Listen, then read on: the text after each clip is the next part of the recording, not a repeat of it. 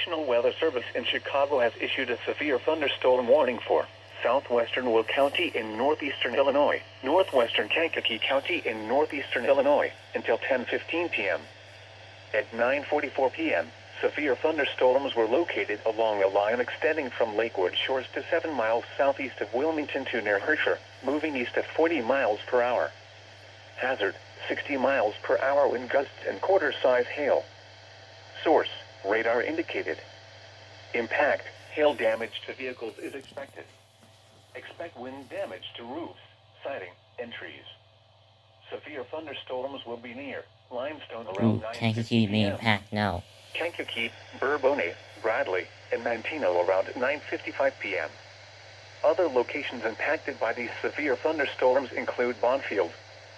For your protection, move to an interior room on the lowest floor of a building.